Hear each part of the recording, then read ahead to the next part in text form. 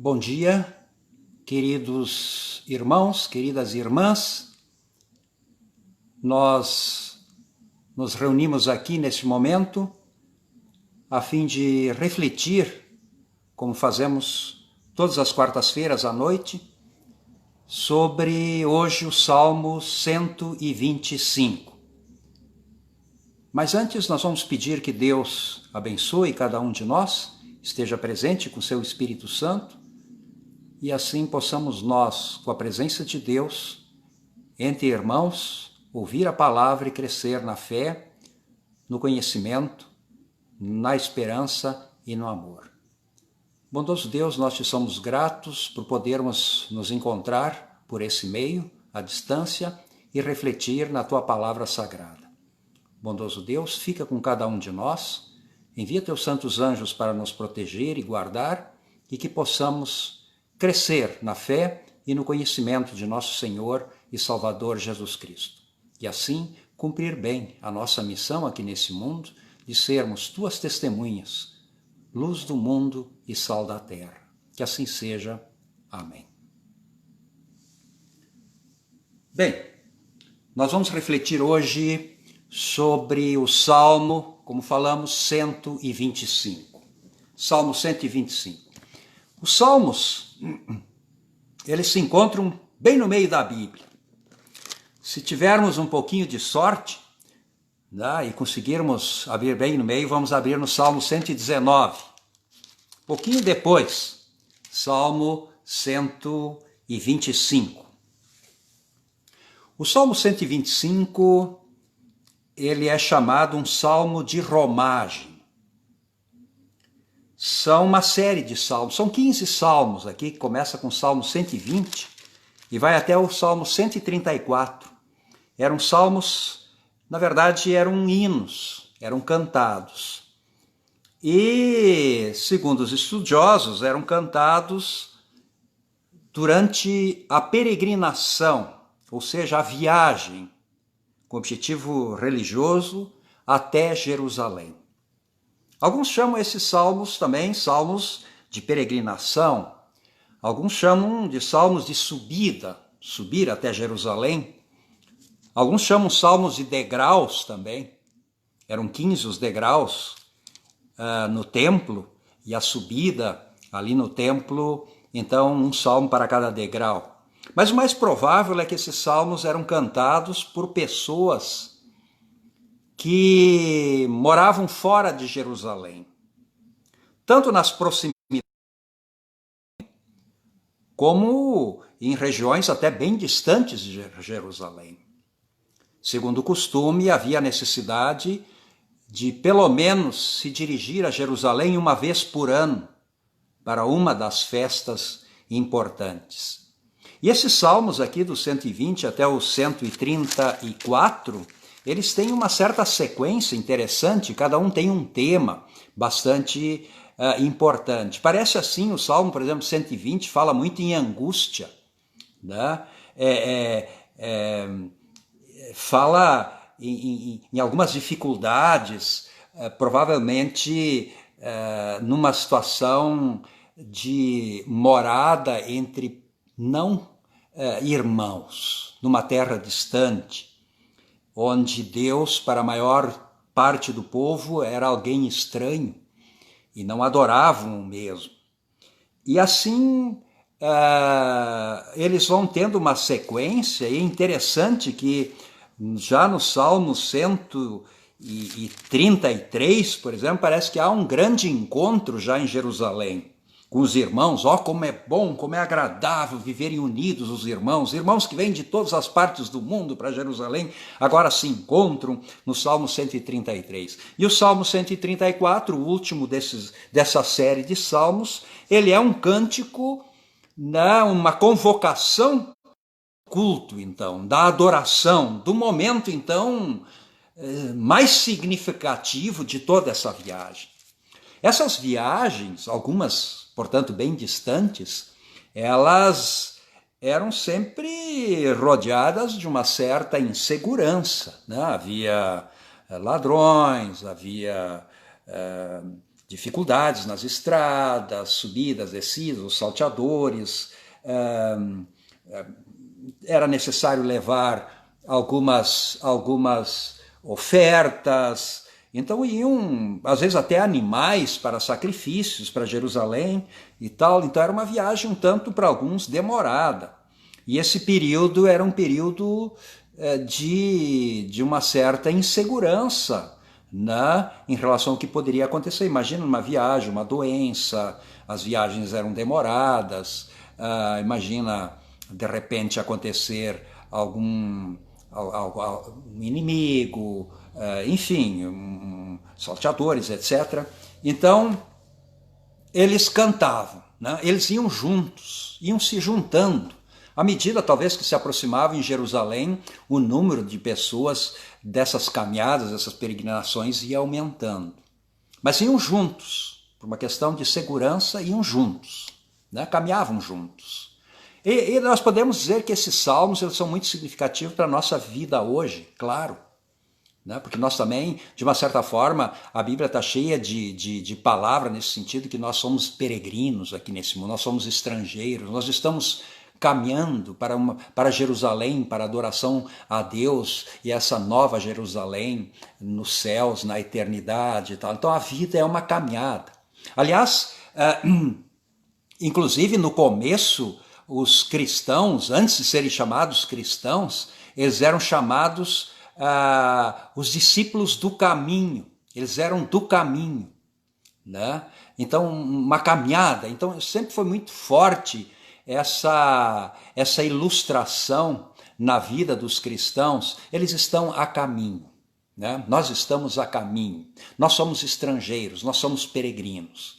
Então, para a nossa vida, esse salmo, desde o 120 até o 134, são bem interessantes, sempre temas diferentes, num progresso, sempre lembrando alguma dificuldade, algumas bênçãos que acontece nesse processo, digamos, de caminhar, de seguir, de ir em frente. Né? Nós, por exemplo, nesse momento, estamos indo em frente e o nosso ir em frente esse ano certamente está sendo bem diferente do nosso ir em frente no ano passado.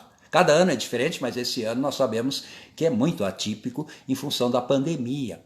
Então esse nosso caminhar hoje é comparado ao caminhar daqueles peregrinos naquela época num momento de maior perigo, num momento de maior crise e num momento de maior apelo também para a proteção e o cuidado de Deus. Esse é um momento de nosso maior apelo. Claro que nós não só oramos a Deus quando estamos em dificuldades, mas especialmente quando estamos em dificuldades, é que nós buscamos a proteção e o cuidado de Deus. Isso é absolutamente normal, isso é absolutamente correto, né? E é assim na nossa vida. Às vezes, quando a gente está bem, né, talvez a gente até esqueça de agradecer. Né?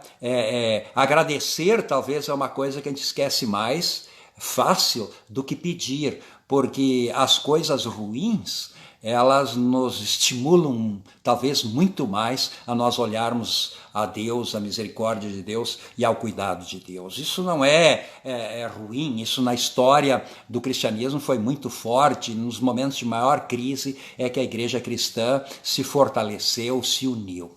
Bom, mas uma coisa também que a gente aprende com esses peregrinos, e é muito importante, eles não andavam sozinhos. Né, em função até de segurança, eles andavam em grupos. E em grupos eles cantavam.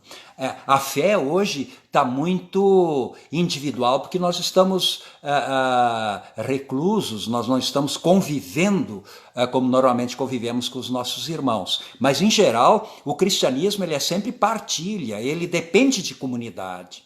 Ele não é uma questão apenas individual. Né? Nós individualizamos muito a fé, mas não, a fé ela só tem sentido à medida que nós compartilhamos essa fé com irmãos, com o próximo, quando testemunhamos. Então isso é absolutamente fundamental, é uma característica do cristianismo. Não é eu me fechar, não é eu me recolher, não é eu me esconder, né? Mas eu justamente me encontrar, é o encontro. né? Porque a salvação de Deus, na verdade, foi um encontro. Jesus, quando veio ao mundo, foi um encontro de Deus com a humanidade. Então, o encontro, ele é fundamental. E nesse momento é bastante doloroso para nós cristãos não podermos nos encontrar. Né? Isso mexe com, digamos assim, quase que com a essência do nosso ser cristão. Né? Porque o nosso ser cristão é caracterizado pelo encontro, porque é pelo encontro que nós praticamos, digamos assim, o amor de Deus por nós. Sozinhos, como é que nós vamos praticar o nosso amor por Deus? Podemos também, fazemos oração, lembramos do próximo, etc, etc, mas é principalmente no encontro com o nosso semelhante, particularmente com o semelhante que mais precisa, digamos assim, desse encontro, é que nós realizamos de fato a nossa vida cristã. Né? Então, esse momento ele é particularmente difícil, até em função disso também. Bom, mas vamos então ao Salmo 125, e ele é um salmo, digamos assim, o título é Fé Inabalável.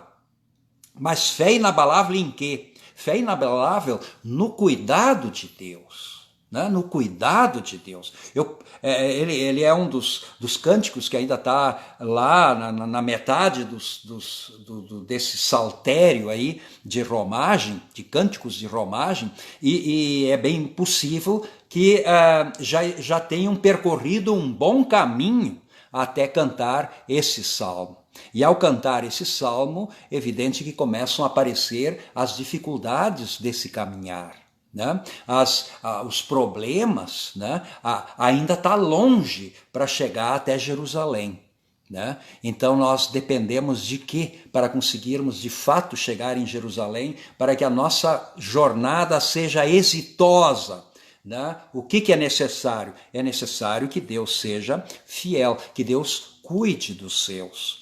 E para que a gente fique então tranquilo, porque a nossa vida precisa muitas vezes de tranquilidade, nós não podemos ficar o tempo todo estressados, o tempo todo com medo, o tempo todo preocupados. Nós temos que descarregar muitas vezes essa energia que nos oprime. Né? E uma forma de nós descarregarmos essa energia negativa que nos oprime, das preocupações que martelam cada vez mais forte o nosso cérebro e parece não pararem mais, é nós colocar isso nas mãos de Deus. Né?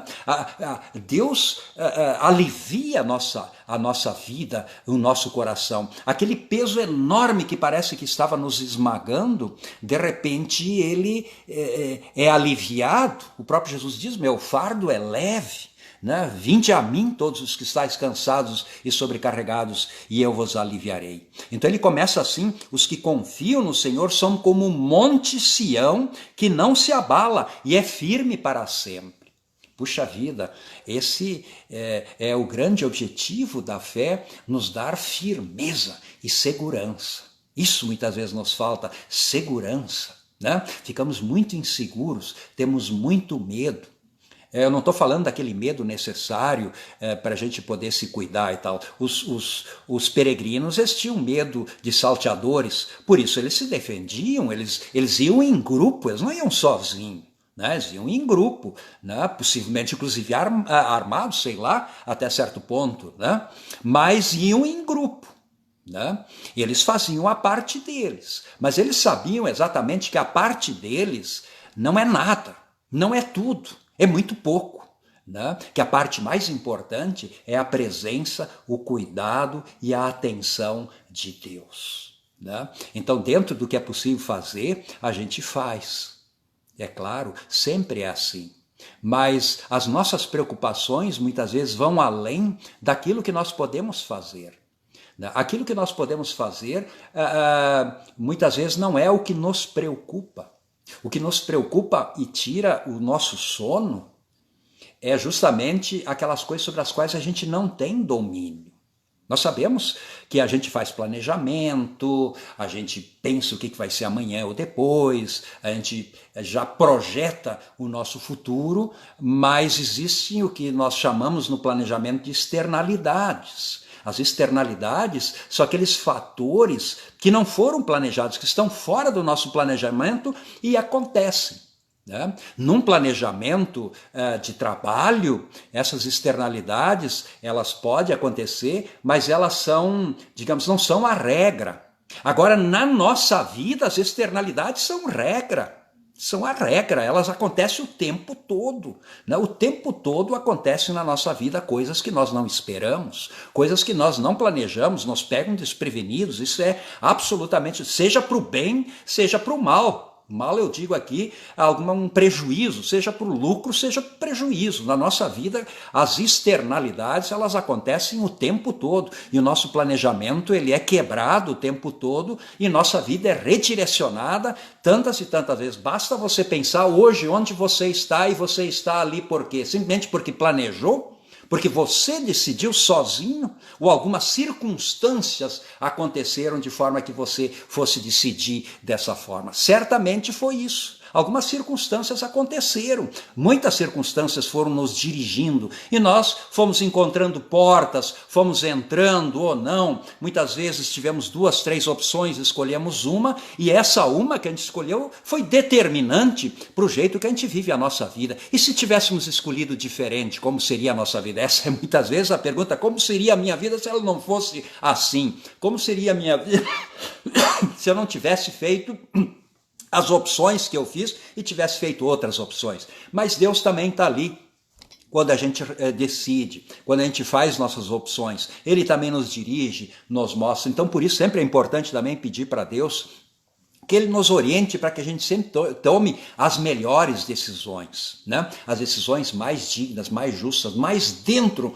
da vontade dEle. Bom, então os que confiam no Senhor são como um monte é uma rocha, um monte é uma montanha, um monte é firme, um monte não se abala, né? Esse é o objetivo justamente da fé, nos tornar mais firmes, nos tornar mais seguros, né? A fé, por exemplo, nós falamos muito que somos pecadores, somos frágeis, etc, etc, etc, porque essa é a realidade. Mas nós não falamos isso para criar insegurança, jamais. Nós não falamos isso para criar complexos de culpa, jamais. Nós fazemos isso justamente o contrário.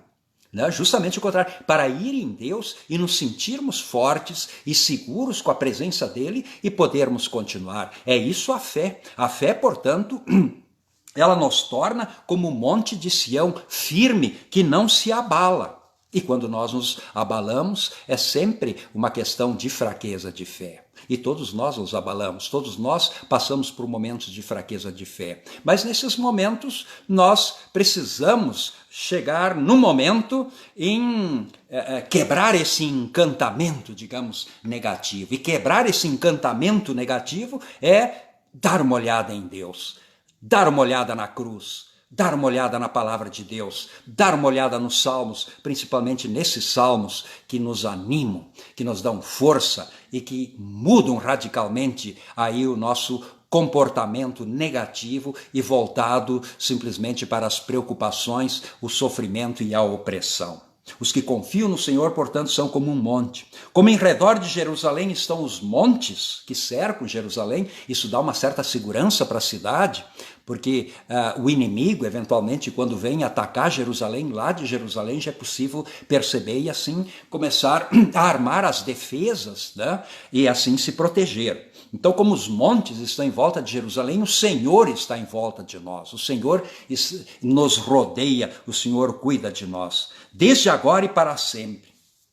O cetro do ímpio não permanecerá sobre a sorte dos justos, para que o justo não estenda a mão à iniquidade. O cetro é o poder.